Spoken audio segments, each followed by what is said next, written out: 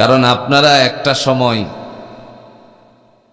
এক হেলিকপ্টারে ঢোকাই পড়ছিলেন, ঠিক না? কথা কন না কেন? এক হেলিকপ্টারে ঢোকাই পড়ছিলেন। এই মনের ভিতরে অনেক ঝামেলা এখনো পর্যন্ত বিরাজমান।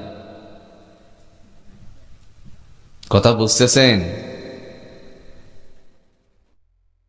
এইগুলো কেন যেন হয় আমি বুঝি না। আপনাদের মাঝে একটা সময় মৌলানা হাফিজুর রহমান সিদ্দিকী আসার কথা ছিল নাকি?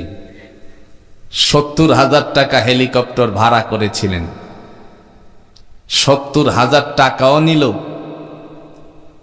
আবার 20,000 টাকা দিয়েও আসছিলেন।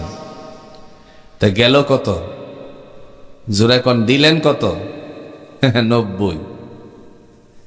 এরপরে এত বড় আঞ্জাম, লোকেরা আসছে, আসার পরে হেলিকপ্টার দিয়ে মাশাআল্লাহ উপর থেকে ঘুরান দিয়ে চলে গেছে।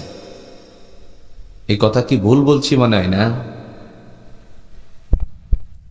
এই যে 70 আর 20,000 90,000 টাকা গেল, আপনাদের টাকায় হেলিকপ্টার ভাড়া করে এখানে আসছে, আসার পরে নিচে না নেমে উপর থেকে ঘোরান দিয়ে চলে গিয়ে আরেক জায়গায় মাহফিল করছে। এই সমস্ত লোকদের কারণে আজ ইসলামের এত অবনতি। কথা বুঝতেছেন?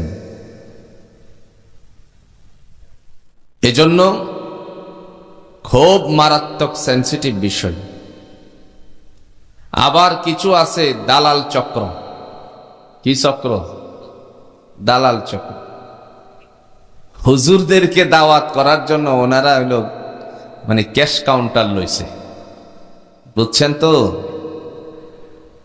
এখন নিচে নেওয়ার পরে দেখা গেল হুজুরের হাতে কিছু না দিয়েই শেষ পর্যন্ত করলোটা কি, একদম বলছে যে উনি আসতেছেন, আসলে কি ওনার কাছেই যায় না। কিন্তু আপনাদের মানুষ ওখানে গিয়ে সময় পার করেছে, তারপরেও হেলিকপ্টার দিতে হবে। মুহূর্তের মধ্যে কি করা যায়, খুব দ্রুত গতিতে 20 মিনিটের ভিতর হেলিকপ্টারের ব্যবস্থাপনা করে শেষ পর্যন্ত আপনাদের এখানে নামতে পারলো না।